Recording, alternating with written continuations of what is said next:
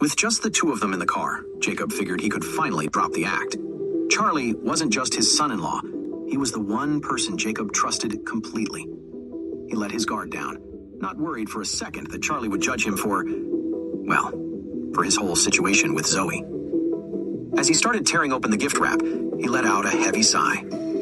Charlie, my boy, you have no idea how popular Zoe is at that community college. The guys hitting on her range from their 30s and 40s all the way up to their 60s and 70s. She's got more admirers than you can count. If I, your old man, don't stay on top of things, someone's bound to get the wrong idea. Charlie just made a non-committal grunt, hoping to change the subject. Dad, maybe you should drink a little less tonight, or at least just close your eyes and get some rest. No way, Jacob shot back instantly. I haven't even seen what Zoe got me yet. With that, he ripped off the last of the packaging. When he saw the box inside, his jaw dropped. Holy crap! It's an Omnix! Charlie glanced over and saw the unmistakable shape of an Omnix watch nestled in the velvet. Jacob lifted the watch out carefully, his eyes wide. This is one of those super popular Omnix Venturas, isn't it? Don't these go for, like, 180 grand? Charlie took a closer look and smiled. Dad, you don't really know your watches. This isn't a Ventura, it's a gold edition.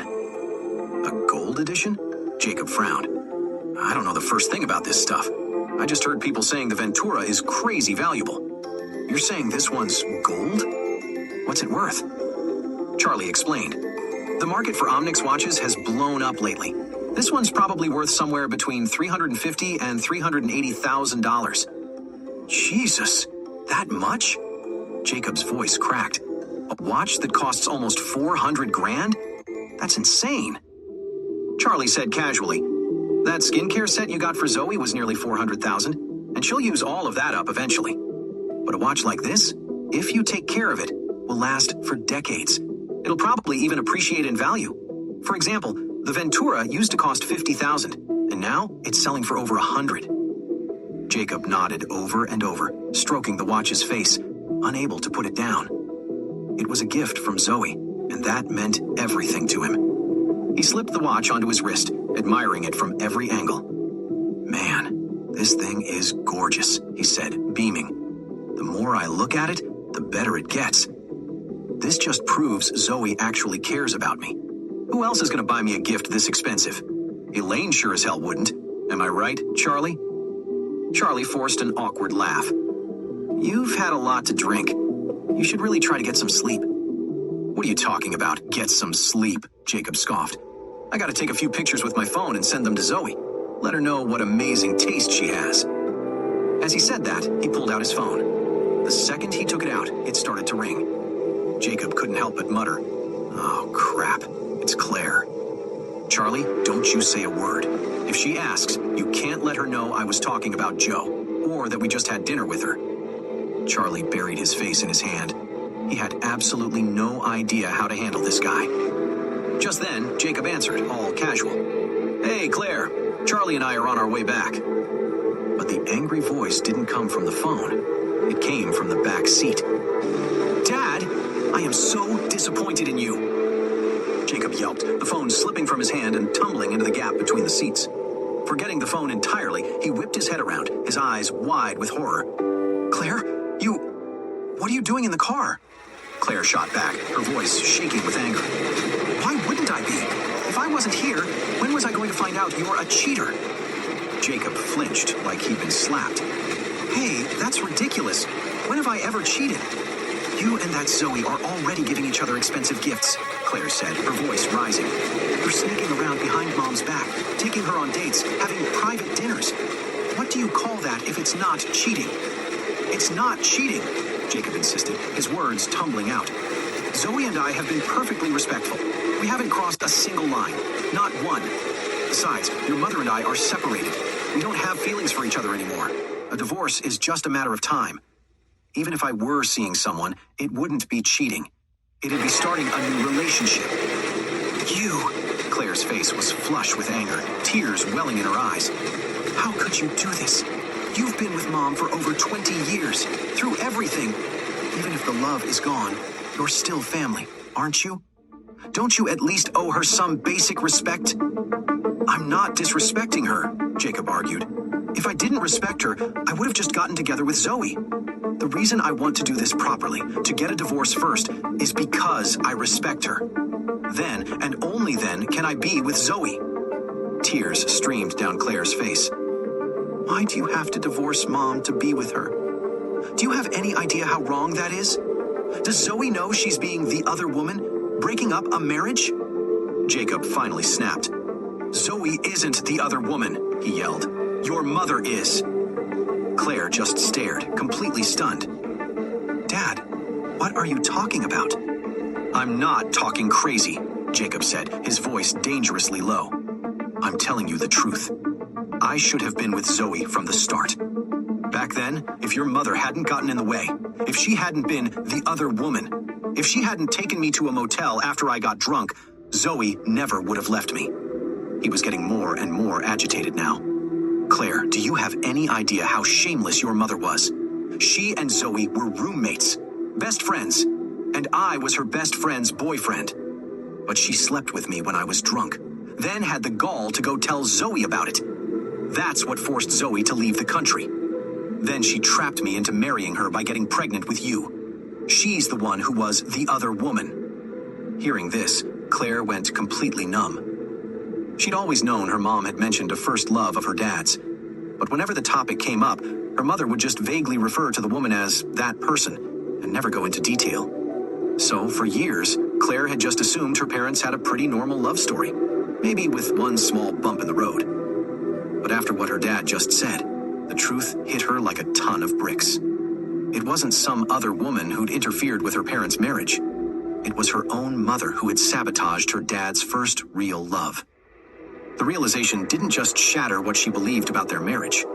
It shattered her entire 20-year-old understanding of her family. Claire sat there, stunned into silence. In the passenger seat, her dad, Jacob, completely broke down. He choked out, "Your mother and I, we never had any real feelings for each other. I'm being brutally honest, Claire. I'd barely even said a few words to her before that night I got drunk. You know, Zoe, you can see for yourself that she's a better person than your mother in every single way. What sane guy would give up Zoe for your mom? I was trapped. I didn't have a choice." With that, Jacob stared out the window, his face etched with regret. "Zoe and I had our whole life planned out after graduation," he said, his voice thick with pain. "We were going to study in Europe together. You have to understand, going abroad was a huge deal back then. Everyone was dying for a chance like that. Our plan, if things worked out in Europe, we'd get married and settle down there. We'd have a good life as successful expats. The path was so clear, and the future looked so bright. But what happened? I drank too much at one party, and your mother took advantage of it. She drove Zoe away. She destroyed my happiness, and she ruined every plan I had for my entire life. Why do you think I've been so unmotivated and lost all these years? Why do I seem like some guy who never even graduated from a good college? It's because your mother completely derailed my life from the very beginning. I lost my way, and I lost any motivation to even try." At that, Jacob's emotions finally shattered, and he sobbed uncontrollably. "My life is ruined. It's completely ruined, and there's no fixing it. And you? All you ever see is your mom playing the victim. But have you ever once stopped to think about what my life has been like for the past 20-something years? How I felt?" Tears welled up in Claire's eyes. She had never imagined her father was carrying this much pain all these years. The entire path his life was supposed to take had been completely upended because her mother had forced her way in. Her father and Zoe could have gone to Europe for grad school, gotten married, and become successful, respected people. But instead, after her father married her mother, he became a good-for-nothing in her grandma's eyes, a total, hopeless case. Eventually, Dad just gave up fighting and settled into a lazy, aimless life. Sure, Some of that was his fault for not trying harder, but the root cause was her mother's meddling. To be fair, her mom had ruined her dad's entire life. She'd turned him from an ambitious college student into a washed-up, cynical, middle-aged man. For the past 2 decades, her father must have been in so much pain, but he had never mentioned a word of it to her. Besides, her mother's personality was so aggressive, and she was the one who started this whole mess. Dad could never talk to her about it. So, in their family, her dad had no one to turn to. All that resentment must have been eating him alive for over 20 years. Thinking about all this, she couldn't help but feel awful for her father. So, she started to tear up and tried to comfort him. "Dad, don't cry. It's my fault. I didn't understand the whole story, so I just blamed you for everything. I'm so sorry." Jacob rubbed his eyes and sighed deeply. "Look, I don't need you to apologize. I just want you to understand." Claire nodded slowly and sighed. "I won't get involved in your stuff from now on. I just hope you can handle all this well." Now that Claire knew the whole story, she knew she couldn't stop her father from seeing Zoe. Still, she was Elaine's daughter. Out of respect for her mother and their family, she could never openly support her father's pursuit of his old flame. So, she felt the only thing she could do was to stay out of her parents' affairs. Whether it was their old baggage or this new mess, she decided she wouldn't get involved anymore. Jacob hadn't expected his daughter to agree to stay out of it, let alone offer any kind of understanding. This was the best outcome he could have possibly hoped for. He was thrilled. "Oh, Claire, if you can just do that, I'd be so grateful." Claire sighed softly. "Dad, that watch Zoe gave you? You probably shouldn't wear it at home. You know what Mom's like. If she sees it, she'll start asking questions." "I get it," Jacob nodded excitedly. "I will never wear this watch at home again."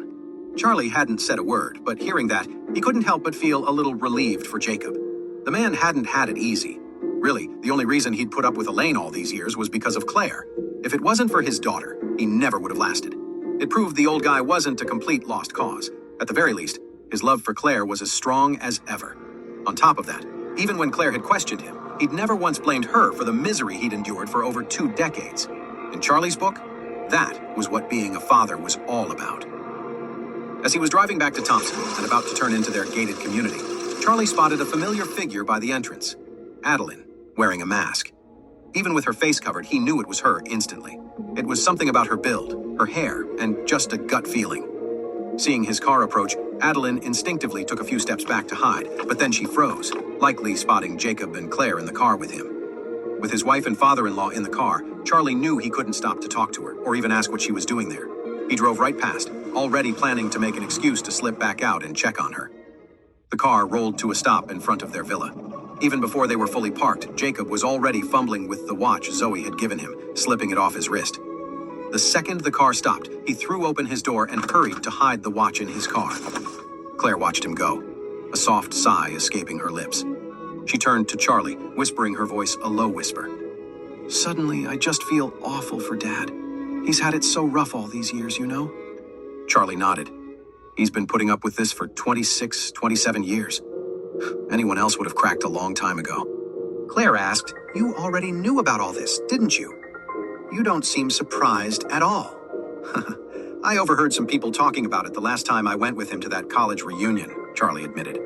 Claire nodded slowly, realization dawning on her face. "Why didn't you tell me?" Charlie sighed. "That was right before your mom went missing. You were already a wreck, totally focused on finding her. How could I pile something else on you then?" Claire gave a small, sad nod and sighed again. His thoughts returning to Adeline, Charlie paused at the front door. "Hey, you and Dad go on inside. I'm just going to run out for a minute." Claire gave him a curious look. "Where are you going? It's late." "I'm going to grab some liver guard tablets for Dad," Charlie said. "You know, after all the drinking." "I can go," Claire offered. Charlie shook his head. "No, you go on in with Dad. If your mom starts giving him a hard time, you can be there to run interference."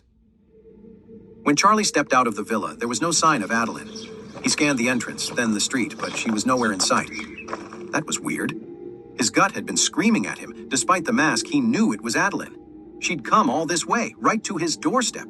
She had to be looking for him. So why vanish? Charlie let out a sigh. He just couldn't figure her out. Meanwhile, Adeline was tucked away in a corner of a nearby coffee shop, watching him. When she saw the confused look on his face, a strange ache bloomed in her chest. She had come to see him tonight. The final match was just around the corner, and she knew her chances against Skylar were slim. She could get seriously hurt, which was exactly why her master and her family were begging her not to fight. But to her, a true fighter wasn't defined by physical strength alone. It was about having the will to never back down. So she was going to see it through, no matter the cost. That's why her father had a private jet on standby, along with one of the best medical teams in the country. They'd be ringside during the finals, ready to give her immediate treatment if or when she got hurt. The jet would be waiting to fly her to a specialist in Ottawa in under 3 hours. Adeline knew that once she stepped into that ring, she might not get another chance to see Charlie again. That's why she had to come tonight. But she hadn't counted on what she'd see just a few minutes ago, waiting outside his gate.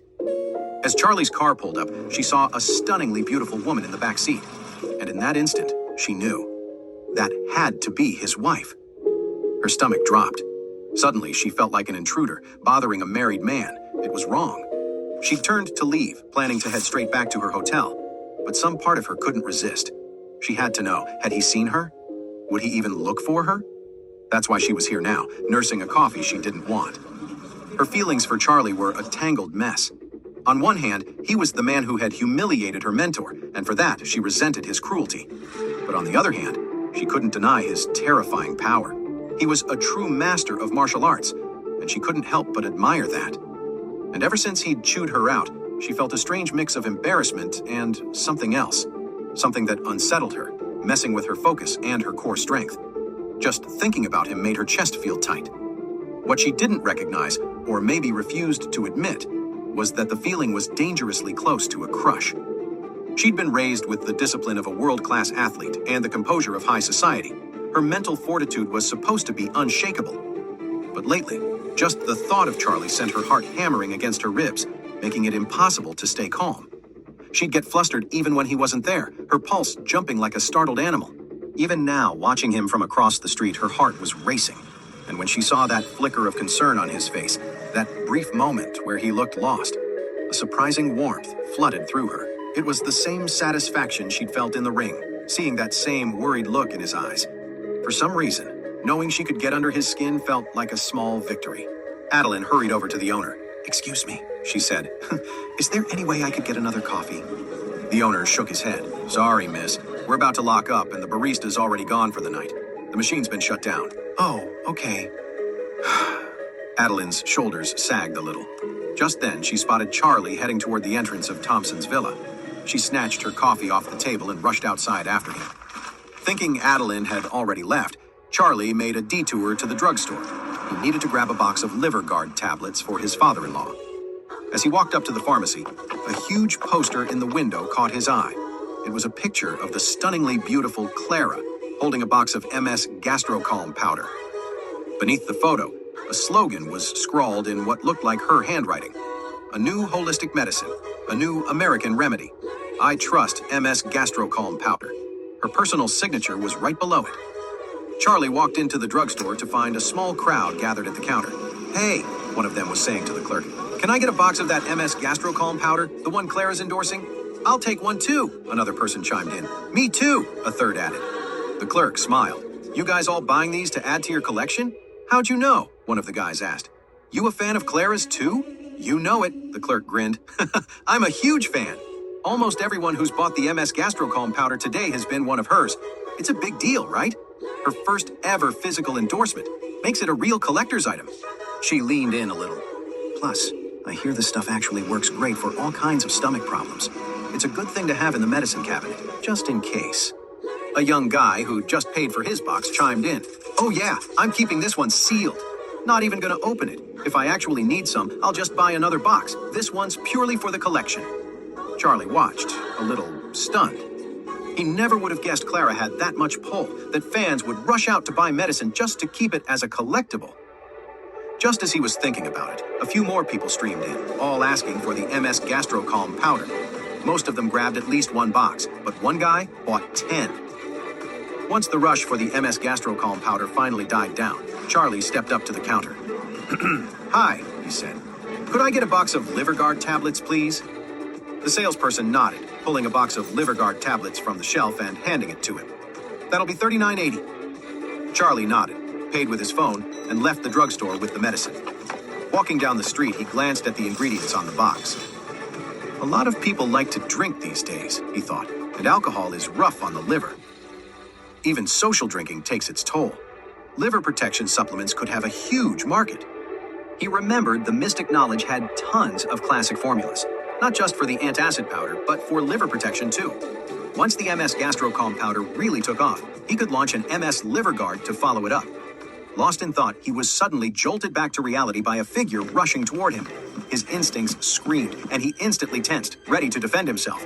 But when his eyes focused, he saw who was standing in front of him, her face half hidden by a mask. It was Adeline, her eyes shining. He froze, completely taken aback. He was sure she'd left. He never expected to run into her here. Adeline looked completely flustered. Staring at Charlie's face up close, her mind went totally blank. She thrust the coffee out in front of her, her hand trembling slightly. "Mr. Wade?" she stammered, forcing a nervous smile. "I got you a coffee."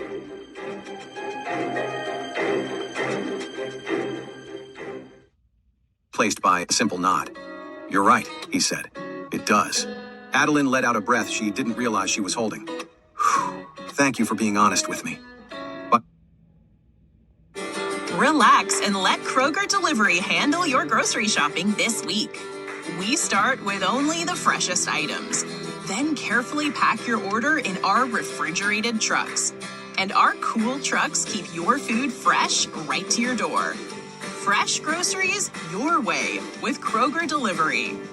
Get free delivery during online deal days, plus $30 off your first online order. Kroger, fresh for everyone. then they'd reached the entrance to Thompson. Charlie stopped and turned to her. "All right, you should head back and get some rest. Focus on your next match." Adeline looked like she wanted to stay, but she gave an obedient nod. Clasping her hands in front of her, she bowed deeply. "Thank you for your guidance tonight, Master Wade." Charlie offered a small smile and a nod, giving her a little wave. "Thanks for the coffee. I'm heading in." With that, he turned and stepped through the entrance to Thompson. Adeline stood there for a long moment, watching until he completely disappeared from view, before she finally let out a sigh and turned to leave. Meanwhile, at the Oris Hill International Hotel, fresh from a shower, Sean poured himself a glass of whiskey. He settled onto the sofa in front of the floor-to-ceiling windows, a satisfied smirk on his face as he gazed out at the Oris Hill skyline. He had every reason to feel good.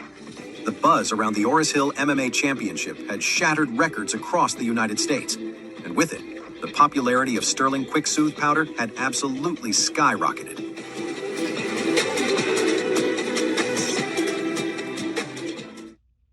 The response was insane. Sales had skyrocketed 7- or 8-fold, completely shattering his expectations.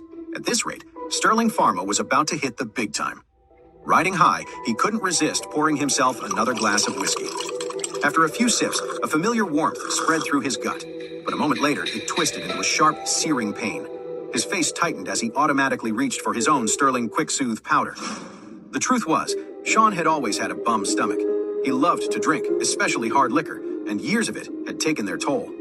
It got so bad last year that his doctor ordered him to quit for good. Determined to find a solution, he'd thrown himself into his work, burying himself in classical medical texts. That research was the genesis of the Sterling Quick Soothe powder.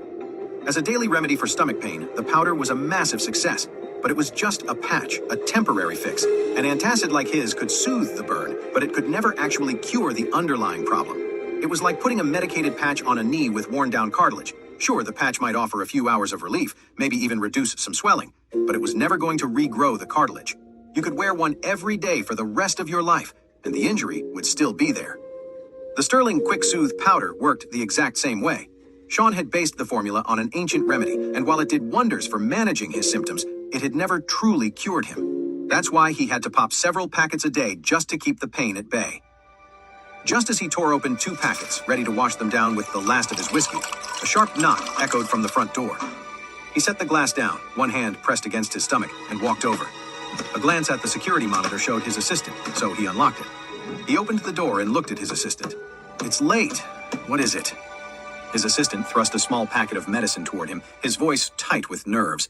"Sir, I'm sorry to bother you, but a local company out of Oris Hill just launched a new antacid powder. It's called MS Gastrocalm.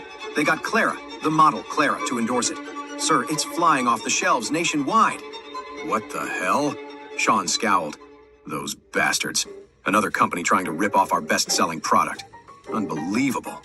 He conveniently forgot, of course, that his own Quick-Soothe powder was a knockoff of an ancient remedy.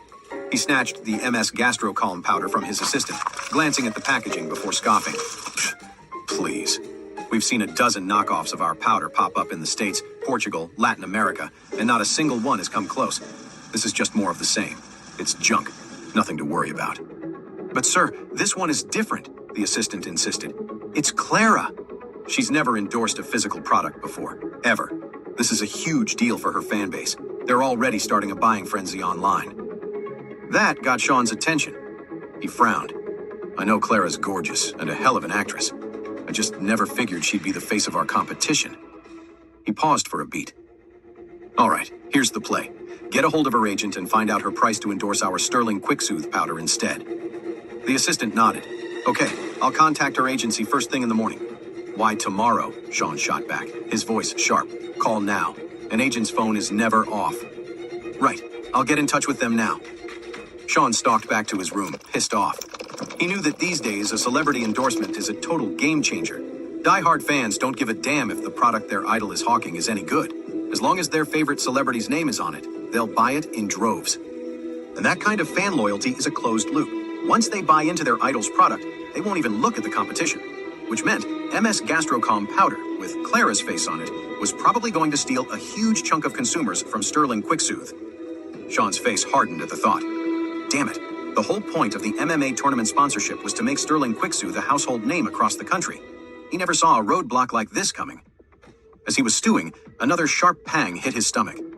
If his assistant hadn't interrupted him, he would have already taken his dose. He instinctively reached for his Sterling Quick-Soothe powder. But then, his eyes landed on the box of MS Gastrocalm powder in his hand, and a thought struck him. Well, might as well see what the competition is packing. After all, he thought, I'm a power user of my own product. My stomach is the ultimate litmus test for this stuff. If this powder is garbage compared to Sterling's, then I've got nothing to worry about. Clara's hot right now, but celebrity buzz fades. When the hype dies, quality is all that matters. That's what decides who wins. And when that happens, he mused, this MS Gastrocalm will be dead in the water with consumers because it's a dud. Satisfied with that thought, Sean sank back into the plush sofa. He tore open the MS Gastrocalm box and pulled out 2 small packets. His usual dose for an upset stomach was 2 packets of Sterling Quick-Soothe, so he automatically took out 2, planning to match the dose. But he paused, reconsidering. He'd start with 1. If that didn't cut it, he'd take another. If he still felt nothing, he'd just keep upping the dose. It was basically a health supplement anyway, all natural, non-toxic, no side effects. A few extra packets wouldn't hurt. What Sean was really hoping for was that the stuff would do absolutely nothing, even if he downed 10 packets. That would prove the product was a total bust. He ripped open a packet, dumped the powder straight into his mouth, and washed it down with a swig of whiskey. Sean wasn't worried when he tore open the packet of MS Gastrocalm powder. He figured it couldn't possibly measure up to his own Sterling Quick-Soothe powder, but the real test was how he'd feel after taking it. A second later, his brow tightened. A distinct warmth bloomed in his abdomen, spreading like a gentle tide. It coated the lining of his stomach, and the soothing, pain-relieving effect was so powerful, it left him feeling warm all over. The gnawing discomfort vanished instantly, replaced by a feeling of total ease that settled deep in his bones. He'd felt a flicker of this with his own Quick-Soothe powder, but this wasn't even in the same league. How is this so damn effective? He muttered, his voice barely a whisper. It's unbelievable. I don't feel this good after 2 packets of my own stuff. What the hell is their formula? A cold sweat prickled his forehead as the realization hit him like a punch to the gut. Quick-Soothe was Sterling Pharma's ace, their ticket to dominating the global market. He couldn't let their star product get crushed by a competitor right out of the gate. If they didn't do something, and fast, Quick-Soothe would be dead on arrival against a product this powerful. Panic flared in his chest, but he forced it down. Okay, calm down, he thought, clinging to a sliver of hope. Maybe the effect is short-lived. If it wears off fast, Quick-Soothe still has a chance. So Sean waited, watching the clock, praying for the familiar ache in his stomach to return. But an hour passed. Nothing. The relief hadn't faded in the slightest. His stomach felt as calm and settled as if he were soaking in a hot spring on a freezing winter day. The feeling was so complete, it was terrifying. He couldn't help but exclaim, "What the hell is this stuff? How can an antacid powder be this potent? I've pored over the ancient remedies. QuickSoothe is based on the best formula from those texts, a formula I perfected with modern science. I really thought we had reached the peak. But this is leagues better. It's not even a fair fight." At that moment, his stomach felt perfect, but his heart was in absolute agony. He pictured QuickSoothe launching Sterling Pharma onto the world stage. Now, before they'd even left the starting blocks, they were being shot down by this damn powder from MS. He refused to accept it. He snatched up his phone and called his assistant. "Gastro-Calm powder," he said, his voice tight. "What's the market price?" His assistant replied, "Retail is the same as our QuickSoothe powder, sir." The same? The words were a gut punch. A sharp pain lanced through his chest, far worse than any indigestion. "They're coming right at us," he snarled. "MS Pharmaceuticals. God damn them."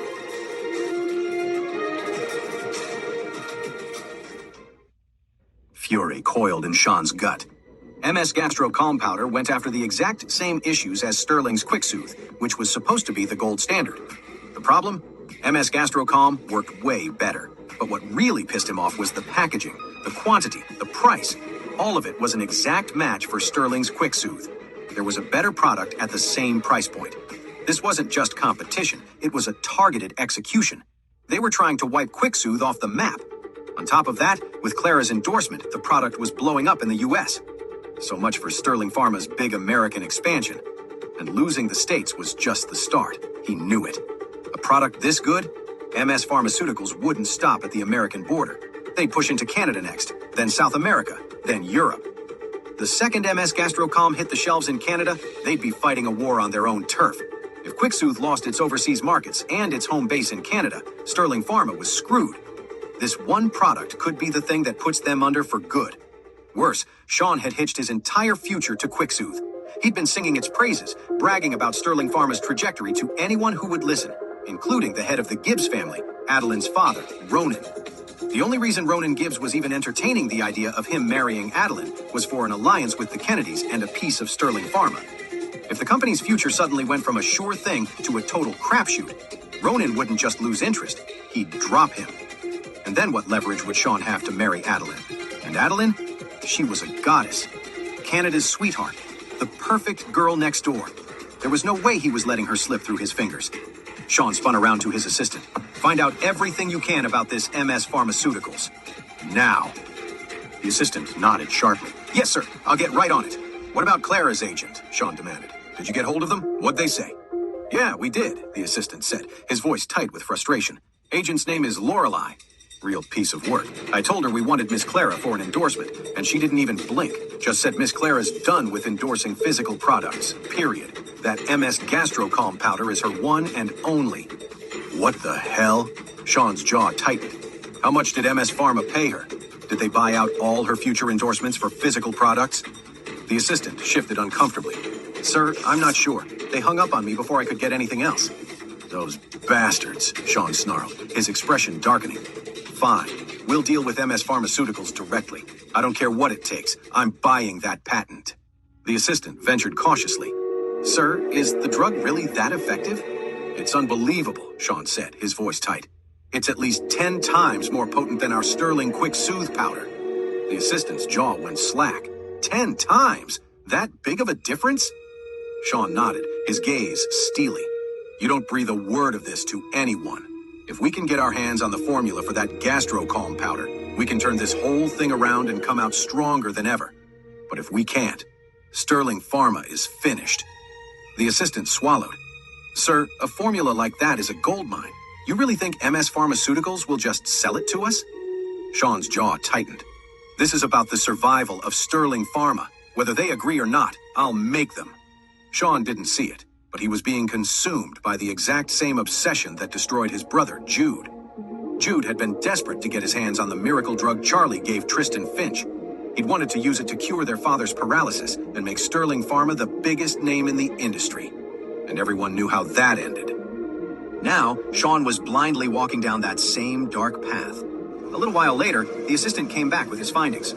Sir, I've got some info on MS Pharmaceuticals. Turns out, it used to be a company called Beacon Pharmaceuticals. We actually looked at them a while back when we were sizing up the competition in the States. At the time, their market cap was only around 2 or 3 billion, not big enough to even be on our radar. Sean frowned. So if they were small time, why the rebrand to MS Pharmaceuticals? I couldn't find a thing, the assistant replied, but the name change coincided with a major shakeup in their ownership. The Webb family used to own it outright, 100%. Now, they only hold 20. The other 80% is held by a single, mysterious person. A mysterious person, Sean repeated. And you can't find out who they are? Nothing, the assistant confirmed. The ownership structure is ironclad, set up by a team of top-tier lawyers to completely hide the majority shareholder's identity. It's impossible to find out who controls that 80%. Sir, this isn't a simple matter. Whoever's pulling the strings has to have some serious power. We need to tread carefully. Sean's jaw set stubbornly. You don't have to tell me they're not some small-time player, but we can't afford to worry about that now. Sterling Pharma is on the verge of a major breakthrough, and I'll be damned if I let this MS Gastro Calm powder clip our wings. The assistant asked quickly, Sir, what's the plan? Sean's eyes glinted. Tomorrow morning, we're paying a visit to MS Pharmaceuticals. But sir, the assistant sputtered, Miss Adeline's finals are tomorrow morning. Aren't you going to be there to support her? Sean waved him off. Our priority is crushing MS Pharmaceuticals. If we fail, Adeline is a lost cause anyway. But if we succeed, she'll come around. She won't be able to escape me. The assistant nodded quickly. Understood. Sean added one more thing. Start making some calls. I want a crew of our heaviest hitters from the States on a plane to Oris Hill. Have them here by noon tomorrow. If the head of MS Pharmaceuticals proves to be a tough nut to crack, we'll let them persuade him. Charlie left early the next morning. After a quick breakfast from his mother-in-law Elaine, he borrowed his father-in-law's car and headed to the Oris Hill Stadium. He had to admit, life at home had gotten a lot more comfortable since Elaine had softened up. Ever since Charlie mentioned he'd pay her to babysit their future kids, Elaine had completely changed her tune. She was suddenly all over him, while at the same time constantly nagging Claire to hurry up and get pregnant. Elaine had been married to Jacob for years, and in all that time her cooking had never improved. She'd always done just enough to get by, keeping her husband and daughter fed, but that was about it. Now though, she was actually looking up recipes on her phone, determined to keep Charlie happy and secure her comfortable future. She'd already put 2 and 2 together. Charlie might be an orphan with no background, but he had clearly mastered that whole energy alignment thing. With his skills, their family would never be short on cash. Plus, she was living in a massive villa in Thompson worth over $100 million. To say she was content was an understatement. So now, when it came to Charlie, her only goal was to please him. Nothing else mattered. The complete 180 threw Claire and Jacob for a loop. They never thought they'd see the day Elaine, who had never bowed down to anyone in that house, would be catering to Charlie. Of course, they both knew she was only in it for the money. After all, no one knew Elaine's true colors better than them. But hey, if it meant no more drama in the house, they weren't about to complain. By the time Charlie got to the stadium, the place was already electric. The final had captured the nation's attention. Everyone was waiting to see if the dark horse, Skylar, could really go all the way and clinch the championship. When Charlie found her backstage, Skylar had already been there for a while. A shy smile broke out across her face when she saw him. She quickly closed the distance, grabbing his arm. Coach, she asked softly, do you think I can win today? Charlie nodded, his expression serious. You're definitely going to win. Even as he said it, his thoughts drifted to Adeline. He had to admit, Adeline's raw strength used to be leagues beyond Skylar's. But now, thanks to him, Skylar's power had surpassed Adeline's by a huge margin. That's why he wasn't worried about Skylar winning. What did worry him, however, was the possibility that Skylar might seriously injure Adeline in the process. Truth be told, he had a real soft spot for Adeline. Sure, she was a fighter, but she was also the total package. Beautiful, poised, well-mannered, and incredibly skilled. The old saying, float like a butterfly, sting like a bee, could have been written for her. Any guy would have a hard time not developing a thing for a woman like that.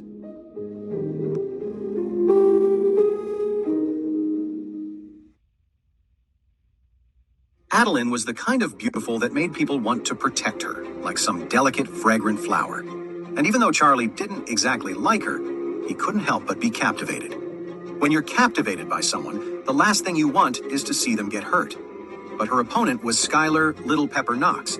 Professionally, Charlie needed Skylar to win, to bring home a victory for the U.S. team. Personally, though, he didn't want to watch Adeline get destroyed.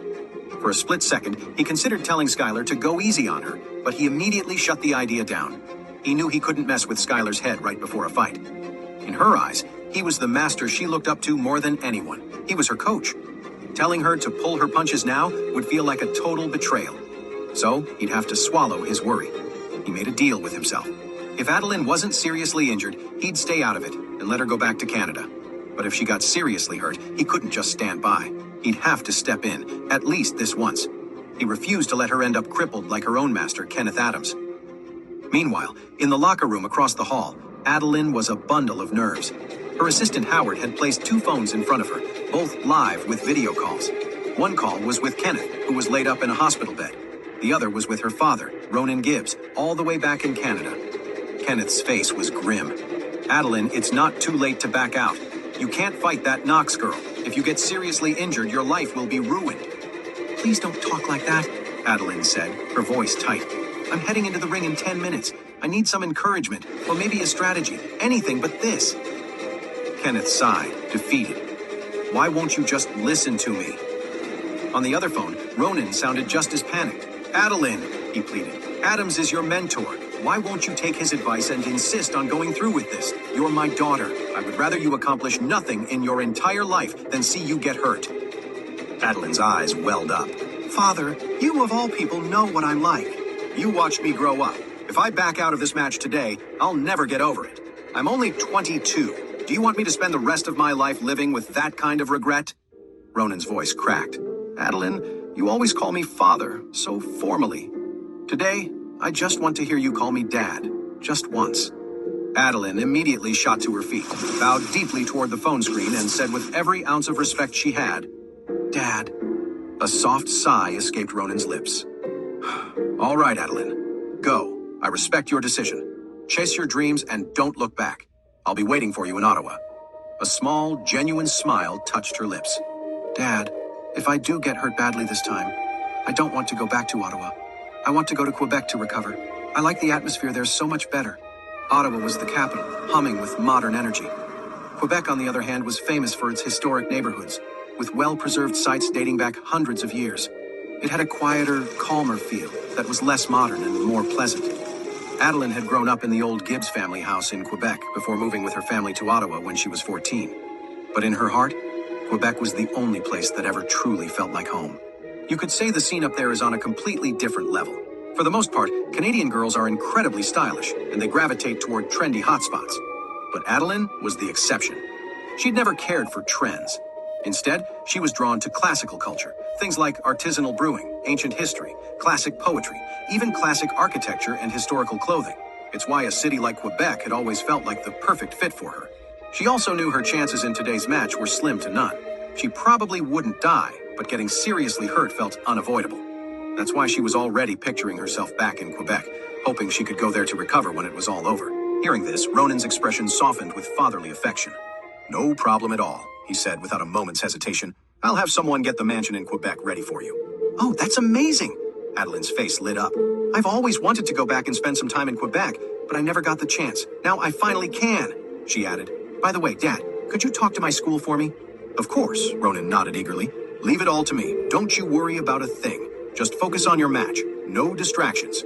Adeline gave him another respectful bow. At 9:20, the organizers gave the signal. It was time for the fighters to enter the arena. The finals were a huge deal. National television stations were broadcasting it live, and countless streaming sites were carrying the feed online. Because of all the attention, Charlie didn't walk Skylar to the stage. Instead, he slipped out from backstage ahead of time, found a seat in the stands by himself, somewhere the cameras wouldn't find him. He knew Skylar didn't need his guidance anymore. His job was done now. All he had to do was watch. A moment later, Skylar and Adeline entered the arena from opposite sides of the ring. Both women were stunning, and the moment they appeared, the crowd erupted in a roar of applause. As they stepped into the spotlight, every eye in the house was on them. But their eyes were searching the stands for the same person. That person was Charlie. For Skylar, he had become her rock. She knew without a shadow of a doubt that she never would have made it this far without him. As for Adeline, Charlie had completely stolen her heart. She was competing in a match she knew she would almost certainly lose and could get seriously hurt in, all because she couldn't bear the thought of him looking down on her. And then, in the same instant, they both found him. Skylar's face was an open book, her admiration and affection for him clear as day. Adeline, meanwhile, simply looked at him with a profound, gentle warmth in her eyes. Inside the ring, the referee called both fighters to the center to go over the rules of the match. But the two fighters weren't looking at the referee, or even each other. They were both staring straight at Charlie, sitting in the audience. A wave of pressure washed over Charlie. He couldn't believe it. They were supposed to be getting ready for the championship match, but instead, they were just staring at him from the ring? Was I really that good looking? He wondered. Shouldn't they be focused on the fight? While he was wrestling with that thought, the referee in the ring was starting to look just as uncomfortable. He cleared his throat, his voice tight. Ladies, are you with me? Skylar snapped out of her daze first, her cheeks flushing. Sorry, ref, she said quickly. I was just spacing out. The referee's gaze shifted reluctantly to Adeline. Miss Adeline? You? A deep blush crept up Adeline's neck. Sorry, ref, she murmured, her voice low. I'm a little distracted too. As she spoke, her eyes flickered over to Skylar and caught the shy, almost girlish look on her opponent's face. Wait, Adeline thought, a sudden suspicion dawning on her. Does she like Charlie too? Skylar, surprised, noticed it too. Adeline might have seemed calmer on the surface, but her face was just as red. No way, Skylar thought, her mind racing. Is it possible? Is she just like me? Does she have a thing for the master? She quickly tried to reason with herself. Then again, a guy like the Mr. Wade, what woman wouldn't fall for him? It makes perfect sense that Adeline would be drawn to him. What a shame he's already married. It doesn't matter how many women like him, does it? None of us will ever really have a shot. And Dad? He's always trying to push us together, hoping Mr. Wade will see something in me. But after all this time, I still have no idea where I stand with him. Lost in their own worlds, both women had zoned out again. The referee, thinking he had their attention back, had launched into the pre-fight instructions. He only realized they weren't listening when he finished and was met with blank stares. His patience was clearly wearing thin. Do you two understand? He asked, his voice sharp. Adeline winced. I'm sorry, what did you just say? Skylar just looked at her feet, mortified. The referee had finally had enough. He leaned in, lowering his voice so only they could hear.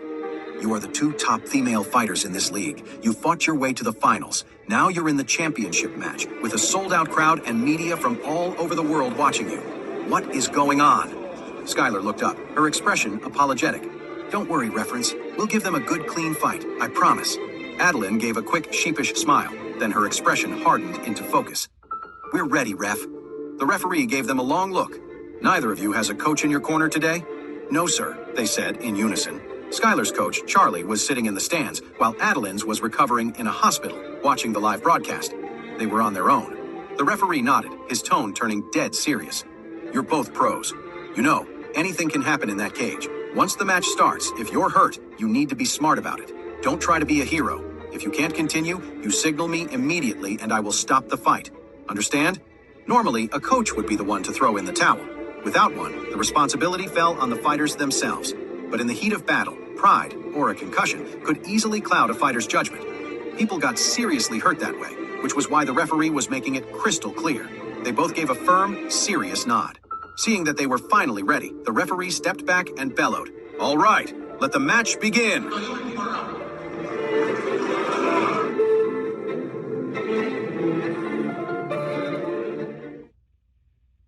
Both girls seemed distracted, and when the ref yelled for the match to start, neither moved. It was a strange sight. The ref shouted, "Begin!" and scrambled back, but the fighters just stood there, motionless, for several seconds. Normally, they'd be sizing each other up, trading like jabs, feeling out a rhythm, but this was just silence. Then a guy in the front row broke the silence. "Skylar, what are you waiting for? Take her down!" Another voice boomed, "Yeah, Skylar, let's get a win for the country!" Then a third guy chimed in with a smirk in his voice. "Hey, she's kinda cute, Skylar. Try not to mess up that pretty face, all right?" The shouts crashed over Skylar. This was the biggest fight of her life, and the atmosphere was just bizarre. She tried to shove the noise away to find her focus. Giving Adeline a stiff, formal nod, she said, "Adeline, my apologies." Then she lunged, her fist driving straight for Adeline. Adeline, laser-focused, knew better than to meet force with force. The strength gap between them was just too wide. Taking Skylar's hits head-on, even if she could endure them, was a surefire way to lose. Her only shot was to play defense, wait for an opening, and score technical points. This wasn't about hurting Skylar. It was about surviving, about not getting completely annihilated, even in defeat. As Skylar's fist came flying in, Adeline backpedaled, meeting the blow not with a block, but with her open palms. The second they connected, she used Skylar's own momentum against her, redirecting the force to cushion the impact and accelerate her own retreat. Just like that, the attack was neutralized. Skylar's eyes widened. She hadn't expected a technique so soft, yet so effective, to completely diffuse her power. It was the kind of move that screamed experience. A closed fist is pure force, power, and speed. Meeting it head-on is like hitting a brick wall. You just have to absorb the full, brutal impact. But what Adeline did was different. It was like an airbag deploying in a car crash. The soft cushion absorbing the blow instead of just stopping it cold. It was brilliant. In that split second, Adeline had assessed the situation and used her soft palm to defuse a punch that would have shattered a weaker opponent's guard. The move earned Skylar's instant respect. It was a stark reminder of how much experience and reaction time mattered. And in those two categories, Skylar realized Adeline was in a completely different league. Charlie let out a quiet sigh, impressed by Adeline's flawless defense. It just goes to show, raw power is no substitute for experience. Skylar was like a rookie flooring it in a Titan runner, all speed and horsepower, but with no clue about the track. She didn't know the turns, the potholes, or the shortcuts. Adeline, on the other hand, might have been in a slower car, but she knew every inch of that road like the back of her hand. If they were actually racing, the Titan runner might still win, but it would be a photo finish. Even though Adeline was dodging Skylar's attacks, she couldn't afford to let her guard down for a second. That last exchange had been a stark reminder of just how terrifying Skylar's power was. Thank God she'd used her palm to deflect it. A direct block to any other part of her body would have meant serious injury, no question. Skylar knew her advantage was raw speed and power, while her weakness was her lack of experience and technique. So she gave Adeline no room to breathe, immediately launching a second wave of attacks. Her strategy was brutally simple. If your opponent can read and counter your moves, just hit her so fast and so hard she doesn't have time to think. As Skylar threw two quick punches, Adeline prepared to use the same trick, deflecting the force with her palm. But she never saw the kicks coming. Right after the punches, Skylar launched into a blistering series of kicks, one leg after the other. Adeline was starting to get overwhelmed. Each time she deflected a blow, the impact shot up her arm and through her entire body. It took perfect, whole-body coordination to absorb that kind of force. Her palm alone couldn't handle it. But Skylar's assault was getting faster, more ferocious. Adeline couldn't keep up. When another kick came flying in, she didn't have time to set her stance. She managed to deflect some of the force with her palm, but there was nowhere to retreat. The rest of the blow slammed straight into her arm. A sickening crack echoed through the arena as white-hot pain shot up Adeline's arm. Sweat broke out across her forehead. It wasn't a clean break, but she could feel the bones splinter. Her arm was already starting to swell. The second the hit landed, the arena exploded. The crowd was mostly American, and they roared for their hometown hero. Seeing Skylar finally gain the upper hand, they went absolutely ballistic. Adeline knew she couldn't just keep playing defense. Skylar would wear her down until she broke. One more hit like that, and her right arm would be useless. She'd be down to one hand, and the fight would be over in seconds. Screw this. She had to go on the offensive. So just as Skylar lunged in again, Adeline didn't backpedal. She twisted sideways, letting the right kick whistle past her. In the same fluid motion, as Skylar's leg was still coming down, Adeline drove her left fist squarely into the back of her opponent's thigh. Skylar was stunned by the speed of the dodge. The kick had barely grazed Adeline's side, and she was completely unprepared for a counterattack mid-evasion. With her kicking legs still in the air, she was wide open and had no way to block. Skylar was kicking herself. How could I be so careless? She'd been so focused on bombarding Adeline with one attack after another that she'd completely forgotten who she was up against. An opponent on a whole different level. Her relentless assault was definitely putting Adeline on the defensive, but it also left her wide open. Adeline seized the opportunity, lashing out with blinding speed to slam a fist into the side of Skylar's knee. The impact was jarring. To Adeline, it felt like she'd just punched a steel plate. A numbing shock shot straight up her arm. Skylar, on the other hand, braced for a shot of searing pain, but all that registered was a dull ache. It was completely manageable. Aside from the initial sting, it hardly bothered her at all. A jolt of shock went through her. The master's medicine, she thought, stunned. Whew. It didn't just boost my strength. My durability has skyrocketed too. She knew exactly how strong Adeline was. Before, she realized, a hit like that would have crippled me, maybe even shattered my kneecap. But now it feels like a punch from a little kid. There's no force behind it at all. Adeline stared, her own hand throbbing in disbelief. She knew Skylar's striking power had increased, but she never imagined her defense was this solid. She'd put everything she had into that punch, and Skylar looked fine, not even wincing. If anything, she just looked pissed at herself. And in that moment, a cold realization washed over Adeline. She had no path to victory. Her offense was no match for Skylar's. While Adeline still had her skills and experience, she was just now discovering that Skylar's raw durability had completely eclipsed her own attack power. At this rate, Skylar could probably just stand there and let Adeline wail on her for 10 minutes, and Adeline doubted she could even leave a bruise. Meanwhile, Skylar's embarrassment hardened into resolve. No more holding back. It was time to end this with everything she had. Shame burned in her gut, not just for getting hit, but for letting Charlie down. The master gave me this incredible advantage, she thought, her jaw tightening. I should be dominating her, not giving her a single opening to exploit. If he sees me getting countered like this, he'll think I'm wasting his gift. That thought was all the fuel she needed. Skylar launched herself at Adeline. Surprise flickered across Adeline's face. She gave ground, backpedaling as her gaze darted over Skylar's form, desperately searching for a flaw. Then she saw it. All of Skylar's attacks were focused high, leaving her lower body exposed, just like before. Adeline resolved to stay on the defensive, waiting for her chance to exploit that same weakness again. Skylar snapped out a quick 1-2, but Adeline slipped both punches.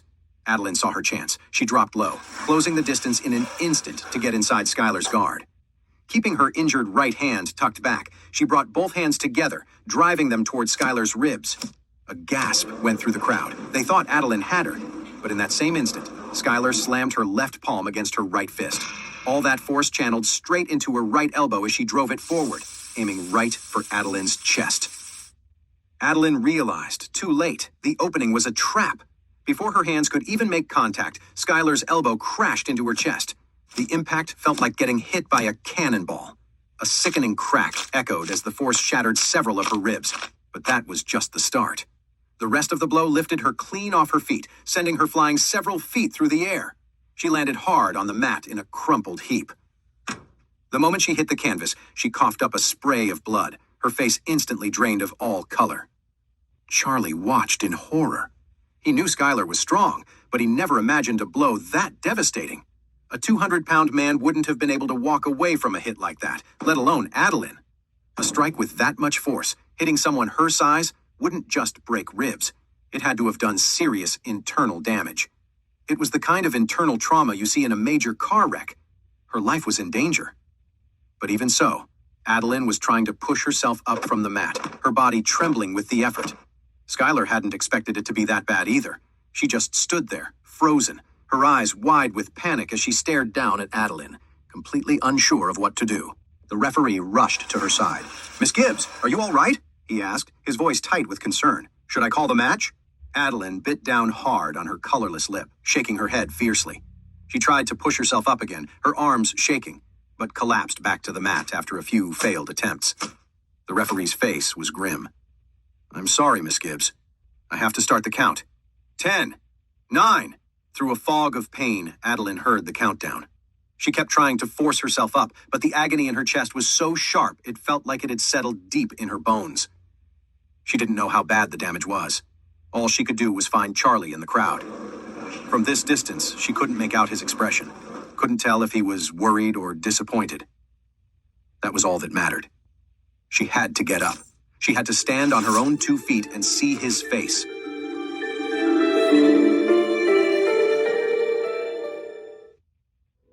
But Adeline was in no shape to get back on her feet. Pain and frustration twisted her features as she struggled against the mat, the referee's countdown echoing in her ears. Adeline tried again and again, but her body just wouldn't respond. The moment the ref counted the last second and the final whistle blew, every last bit of her strength seemed to evaporate. She let out a sob and collapsed. The crowd erupted in a deafening roar. They knew what it meant. Skylar had won the final, clinching the championship title. The referee raised Skylar's arm and announced to the arena, "I now declare the champion of the National Collegiate MMA Championship is the American fighter, Skylar Knox." The cheers instantly hit a fever pitch. The entire stadium was on its feet, applauding wildly. Charlie stood and clapped along with the crowd, but his eyes and his heart were fixed on Adeline. He was worried sick. Just then, the Gibbs family's private medical team rushed to the ring with a stretcher. A doctor knelt beside Adeline, gave her a quick assessment, and then said urgently to her team, "Her injuries are severe. We need to get her to the airport right away." Adeline's voice was a weak whisper. "Can you wait just a little longer?" The doctor shook her head, her tone grave. "Miss, your injuries are critical. It's not just broken ribs. Your internal organs have sustained serious damage. We have to get you to the ambulance now and begin emergency treatment. The jet is already prepped with advanced medical equipment," she continued. "We'll continue treatment on the flight back to Canada. The second we land, you're going straight to the best hospital for care." Without waiting for a reply, she ordered, "Quick, let's go, now." Adeline didn't want to go, but the situation was out of her hands. These were her father's private doctors. They answered to him. The medics carefully lifted Adeline onto the stretcher and rushed her out of the arena. Watching them carry her away, a knot of worry tightened in Charlie's stomach. He had no idea how much damage Skylar's final blow had really done, or if Adeline's life was in danger. Truthfully, the only way to know for sure was if he could examine her himself. Then he could determine the risk, and, if necessary, use his spiritual energy to heal her. But with the Gibbs family doctors rushing her away like that, Charlie never got the chance. By the time Charlie raced out of the arena, the medics were loading Adeline into the back of an ambulance. Just then, her head turned toward the exit, and she saw a familiar figure, the one she kept seeing in her dreams. She knew it was Charlie in an instant. Her heart leaped, but the ambulance door was already swinging shut.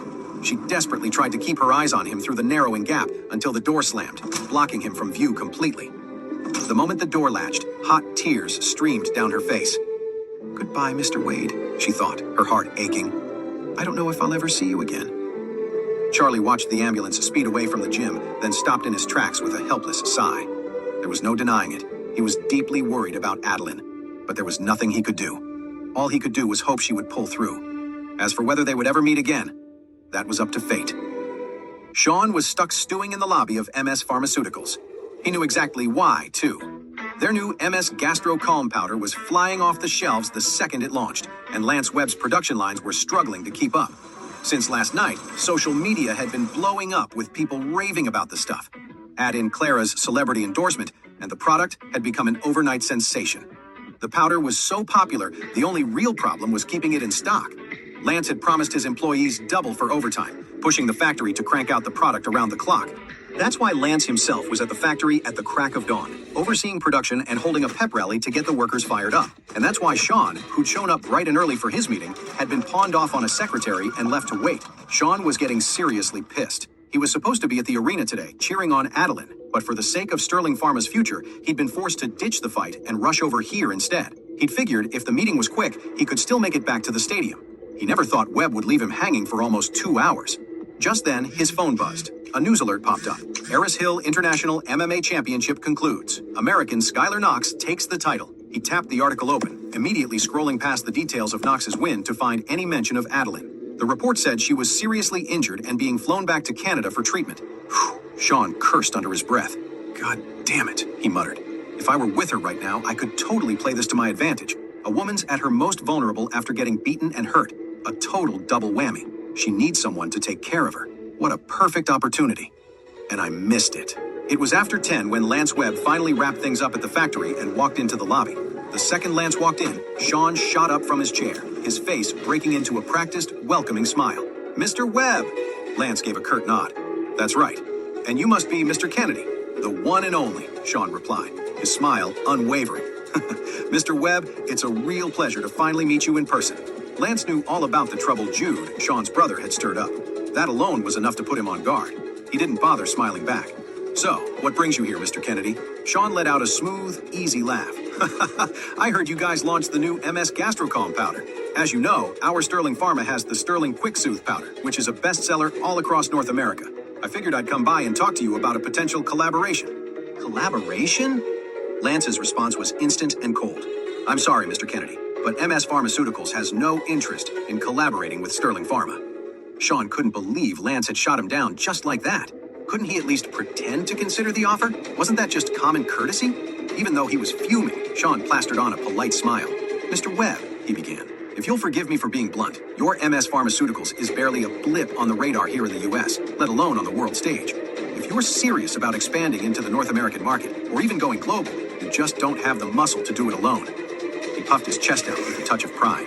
"But Sterling Pharma, we're a different story. We've been in the game for decades, and we're already a recognized name on the international market. Our reputation is rock solid. On top of that, our overall strength, our production lines, our capacity, it all blows yours out of the water.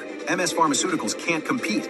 So when you have a golden opportunity like this sitting in your lap, why wouldn't you want to partner with Sterling Pharma? Lance scoffed. Mr. Sean, you're right. MS Pharmaceuticals isn't as big as Sterling Pharma, but our product is so good, I'm confident we'll grow just fine on word of mouth alone. Breaking out of North America and going global won't be a problem. In fact, we won't even have to try. International customers will be lining up for it. That's just what happens when you have something that actually works. Sean's expression soured. He knew exactly how good the MS Gastrocom powder was. He tried a packet the night before, just to see what all the fuss was about. The relief for his upset stomach had been immediate and absolute, with no sign of it coming back. Both its effectiveness and its longevity were light years ahead of Sterling's own stomach powder. At this rate, once MS Gastrocom officially launched, Sterling's product would be completely wiped out. It was a simple truth. When a product was this exceptional, people talked. It would go viral on its own. After all, word of mouth was more powerful than any ad campaign. So he had to swallow his anger and force another smile. Mr. Webb, I know your product is fantastic, but let's be real. Your production capacity, your manufacturing process, Sterling has you beat by a mile. It's a huge gap. Plus, if you want to ramp up production quickly, that's going to be a massive headache. You'd have to scout new locations, build a whole new factory from the ground up, and bring in new production lines. That whole process takes at least a year or two before you can even get rolling. For 1 or 2 years, you'll be stuck with low output, completely unable to capture the market. But if you're willing to work with Sterling Pharma, we can cover all those weaknesses for you. We can team up and make a fortune together. I could dedicate all of Sterling Pharma's production lines to making it. We could call the product Quick Soothe Powder. We can agree on a profit split, for example. You take 60% and I'll take 40%. Then we'll rename MS Gastrocalm Powder to MS Sterling Antacid, a joint venture between MS Pharmaceuticals and Sterling Pharma. You have to understand, Sterling Pharma's production capacity is at least 8 to 10 times greater than what MS Pharmaceuticals has. We have multiple production lines in Canada, plus 3 more in the United States and Latin America. The technology in every single one of those lines is world-class. If you wanted to build that kind of infrastructure yourself, it would take you at least 5 to 8 years, easy. So why on earth wouldn't you be willing to partner with us? Sean went on and on, but for Lance, most of it was just noise. The only point that really hit home was the one about MS Pharmaceuticals' limited production capacity.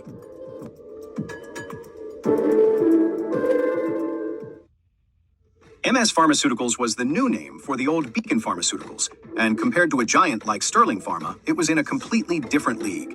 To put it in perspective, Beacon's total assets had only been around $2 or $3 billion. The cash Charlie had taken from Sterling Pharma alone was a cool $11 billion. Sterling's market value was north of $100 billion, making it tens, if not hundreds of times bigger than Beacon ever was. So if MS Pharmaceuticals wanted to pump out more of its Gastrocom powder, their only real option, besides working their employees to the bone, was to rapidly expand their production lines. But, as Sean had pointed out, expanding production lines required a massive investment of manpower, materials, money, and time. And time was the biggest problem. There's an old saying, Rome wasn't built in a day.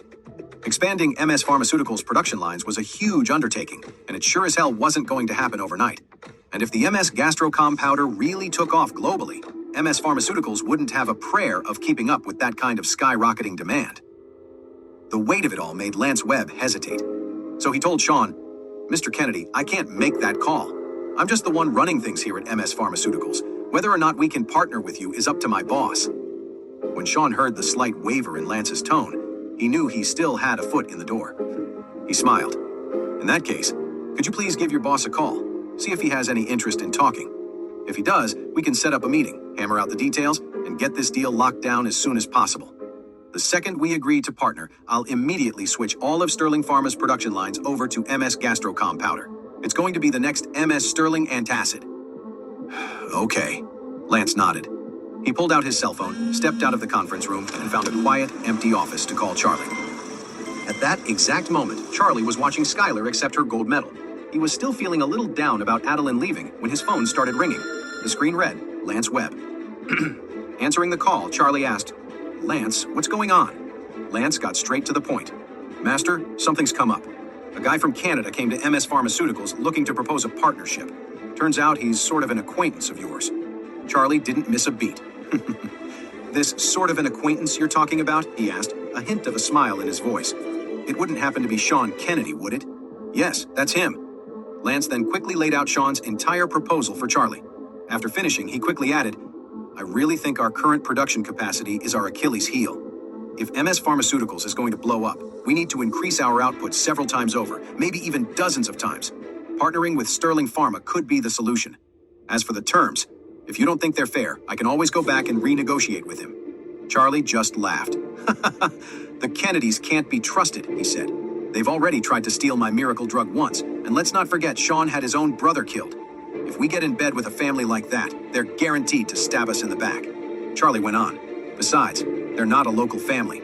A partnership means sharing our formula. The second they have it, they'll cut us out and take everything for themselves. There's no way we're working with them. Lance immediately understood. I get it. Don't worry. I'll go turn him down right now. Charlie smiled. From what I know about the Kennedys, they won't give up that easily. They'll probably try to pull something. You'll need to be careful for the next few days. I'll give Isaac and Orville a heads up so they can help keep an eye on things for you. Okay, I got it, Lance said quickly. Then he asked, by the way, our MS Gastrocalm powder is selling incredibly well. Should we start expanding our production line? If you give the green light, I can start applying for the permits for industrial land with the right departments. Charlie smiled. Building a new production line from the ground up would take way too long, don't you think? There are a few big ready-made production lines right under our noses. Lance asked, Master, are you talking about Sterling Pharma? Yep, Charlie said with a grin. Sean's brother Jude is still my guest. This time, I'm going to keep Sean here and let Jude go back to run Sterling Corp. The catch is, if he wants to go home, he has to sign over 80% of Sterling Pharma's shares to me. Otherwise, he can spend the rest of his life shoveling dog shit at Orville's kennel. Lance's eyes widened in realization. So that was your plan all along. It's brilliant. No wonder you kept Jude around. He's your ace in the hole. Charlie smiled. If I let Jude go, I'll keep Sean here as an insurance policy. If Jude doesn't play ball or gets any funny ideas, I'll send Sean back to Canada and haul Jude right back to the kennel. It's simple. Whichever brother cooperates gets to go home and live the high life. The other one stays right here in Oris Hill and shovels shit. I understand. I'll go tell Sean. Lance respectfully hung up and walked back into the reception room. Seeing him return, Sean shot to his feet, a hopeful smile on his face. Mr. Webb, so what did your boss say? I trust he's interested in my proposal, right? Lance shook his head. I'm sorry, Mr. Kennedy. Our boss isn't interested. I'm afraid a partnership is off the table. Sean's smile vanished, replaced by a frown. Is the split the problem? Tell you what, we partner up, you take 70% of the net profit, and we'll take 30.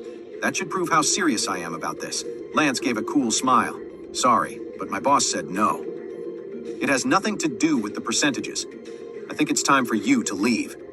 Sean stood up, his face tight with anger. Mr. Webb, don't think you can just run everyone over because you lucked into one good medicine, he said coldly. I'm telling you, if you push the Kennedys into a corner, we will drag you into a price war. Mark my words, starting tomorrow, Sterling Quick Soothe Powder will sell at a 50% discount. Who cares if your drug is better? Once the price war kicks off, your profit margin will be toast. Lance replied calmly. If you want a price war, be our guest. We're not scared. But since my boss isn't interested in a partnership, there's nothing more to discuss. If you're unhappy or you have another plan, feel free to go try it. We're done here. With that, he turned to his secretary. Please show our guest out. Sean was livid. The truth was, a price war was the last thing he actually wanted. If the products were comparable, a price war would be a bloodbath, like taking out 1,000 of their men to lose 800 of your own. But when one product is massively inferior, it's suicide. You'd take out 100 of theirs and lose 1,000 of your own. Sterling's Quick Soothe Powder was far less effective, but it didn't cost a penny less to produce than MS Gastrocalm. In fact, it cost more. On top of steep Canadian labor costs, there were shipping fees and tariffs to deal with. All told, the cost for his inferior product was way higher than the cost for their powerhouse formula. If they both dropped their price to $100 a box, he'd be selling at a loss. Meanwhile, MS Gastrocalm could still clear 10, maybe 20 bucks a pop. That's why a price war was out of the question. If it came down to a head-to-head fight, he knew he couldn't win. As he mulled it over, the answer became brutally simple. His only way out was to steal their formula. The second he slid back into his car, Sean was already on the phone with his assistant. Status on the force. Are they in Oris Hill? His assistant's voice was crisp. Sir, I brought in 16 of them. 9 have landed, and the other 7 will be here by tonight. Good, Sean said, a cold satisfaction in his voice. Tonight, I want them set up for an ambush on this road. Grab Lance Webb. I want him tied up and...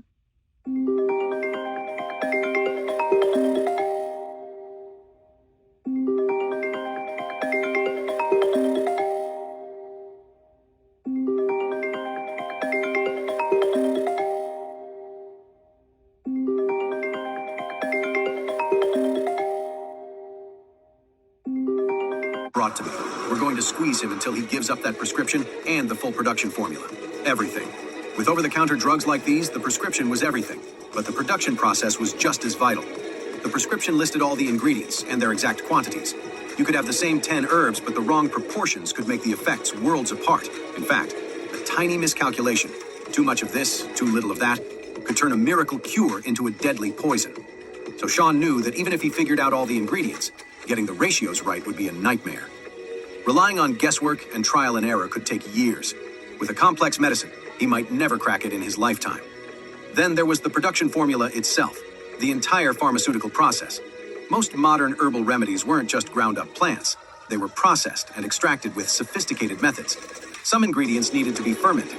Others had to react with each other. Some had to be added at a precise moment, before or after another ingredient to even work. It was like the carrier agent concept in medicine, the key that unlocked everything. It was a complex chemical equation. Beyond the raw materials, you needed a catalyst. When do you add it? How much? The timing was critical. One tiny mistake and the whole thing falls apart. The slightest error would have massive consequences. No, the safest, fastest way was to take it all, the prescription and the formula, straight from the source.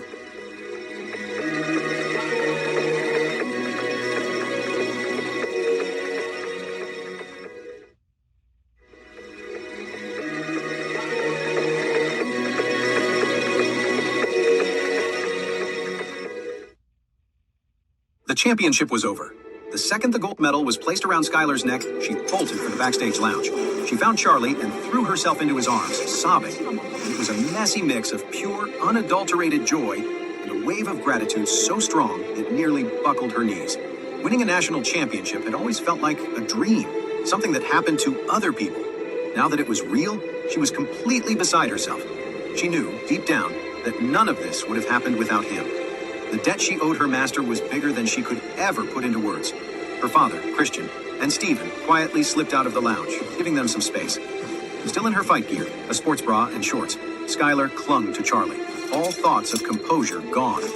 She buried her face in his chest, her voice muffled and choked with emotion. Thank you so much. I never would have won this gold medal without you. Never. Charlie gently patted her back, his voice steady. You earned this. But you have to remember, with this kind of skill comes a bigger responsibility. This championship, this is just the beginning. Now you have to work even harder. Set your sights on the Olympics. If you can bring home gold from there, you'll be a true hero for your country. Skylar pulled back slightly. I've never even tried for the Olympics. I don't know if the U.S. Olympic Committee would even look at me. They have their own selection process, you know. You have to get picked, join the national team, make the official squad. It's not like you can just sign up. Charlie just smiled. Don't worry about that. Trust me, the committee was watching today. They're not going to ignore a rising star like you. I bet someone from the team will be reaching out before you know it. Really? Skylar asked, her eyes wide. You think I actually have a shot at the Olympics? A shot? Charlie said. Skylar, you have the talent, the qualifications, and the strength. It's not a shot, it's a certainty. As if on cue, a knock came at the door. Christian's voice came from the other side. Skylar? Matthew Evans is here to see you. He's the head of the State Athletic Commission. Charlie's lips curved into a slight smirk. Speak of the devil. He gently eased Skylar back and opened the door. A man in his late 40s, beaming with excitement, stepped inside. Miss Knox, that performance was absolutely incredible, he gushed. Truly top-notch. You've made the whole country proud. Congratulations. The man speaking was Matthew Evans, who oversaw all sports for the entire state. Skylar said politely, Thank you, Mr. Evans. Miss Knox, Evans said, his tone shifting to serious business. I just got off the phone with the Olympic Committee in Eastcliff. They saw your fight, and they've authorized me to formally invite you to join the USA national team for the next games. If you say yes, you'll head to Eastcliff for the training camp. Next summer, you'll be representing the United States at the Olympics. So, what do you say? Fresh tears of excitement sprang to Skylar's eyes. Beside her, even her father Christian was visibly shaking. He might be a billionaire, a man who could give his daughter a life without a single worry. But this was different. This was something money couldn't buy. He wanted his daughter to build her own legacy, to achieve something truly great on her own terms. And competing for her country in the Olympics, maybe even winning a gold medal? For Christian, there was no greater glory for his daughter than that. Tears streamed down Skylar's face as she nodded, her voice thick with emotion but firm. I do. A satisfied smile spread across Matthew Evans's face. That's fantastic, he said. I'll get in touch with my people in Eastcliff and handle the details. When the official invitation for the national team training comes through, I'll bring it to your house myself. With your talent, I have no doubt you'll be bringing home a gold medal from the Olympics. The moment Matthew Evans was gone, Skylar and her father collapsed into each other's arms, crying in the backstage lounge. Christian was practically bursting with pride. His daughter had won the championship, an incredible honor on its own, but now she was on her way to the national team, to the Olympics. After a long moment, Christian finally wiped his eyes. He turned to Charlie, his expression full of awe, and dropped to one knee. Master, he said, his voice trembling. None of this would have happened without you. Our family owes you everything. Please, accept my thanks. Skylar immediately dropped to one knee beside her father. Thank you, she choked out. Seeing them, Stephen didn't hesitate, kneeling as well. Please, accept my respect. A small, kind smile touched Charlie's lips. Skylar, he said softly, from now on, you just have to work even harder. Go make your country proud at the Olympics. Skylar nodded, wiping at her tears. Don't worry, Mr. Wade, she said, her voice filled with new resolve. I'll give it everything I have. Christian immediately wanted to throw a huge celebratory dinner for his daughter at the mansion, with Charlie as the guest of honor. But Charlie just wasn't in the mood for a party. Saying he had to get home, he slipped out of the gym alone. Of course, he was thrilled for Skylar, but his thoughts kept drifting back to Adeline. With her condition still a mystery, a knot of worry tightened in his stomach. To make matters worse, he didn't even have her number. The simple act of calling to see if she was okay felt like an impossible luxury. He couldn't quite put his finger on why he was so worried about her, but as he replayed their interactions in his mind, he realized it was something about her, a unique strength, a captivating spirit that had drawn him in. It wasn't that he liked her, not in that way, but he definitely admired her, deeply. By now, he figured she was already on a plane back to Canada. All he could do was hope the Gibbs family's doctors knew what they were doing, that they could keep her safe and prevent any lasting damage. Just then, his phone rang. It was Clara. Charlie, she exclaimed the second he answered. Your MS powder is flying off the shelves. Congratulations. Charlie couldn't help but chuckle. Well, with a superstar like you backing it, I'd say that was a given. I heard pharmacies all over Eastcliff are already sold out, Clara said, her voice buzzing with excitement. Scalpers are marking up boxes from $100 to over $500, and people are still buying them. Charlie, grinning, grinned. Guess your star power is no joke, huh? It's more than that, Clara said, her tone shifting. It's the powder itself, Charlie. It really works. Something this effective would sell like crazy even without me. Her voice dropped. Speaking of which, Charlie, when are you coming to Eastcliff? My dad, his health hasn't been great lately. When Clara told him Kellen wasn't doing well, Charlie immediately asked, Clara, what's going on with your uncle? It's his pancreatic cancer, she said, her voice heavy. It seemed to stabilize for a little while after he got back, but the last few days, it started to spread again. The hospital in Eastcliff is trying everything. Radiotherapy, chemo, even targeted drugs, but nothing's really working. Her voice broke. Charlie, she choked out. The doctor told me to prepare for the worst. If there's no improvement, my dad might only have 3 or 4 months left. Clara, don't panic, Charlie said, his tone firm but gentle. Listen to me. I'm confident I can help with his condition. I'll do whatever it takes. Just hang on. I'm coming. When, Charlie? She cried. When can you get here? Charlie quickly ran through his schedule.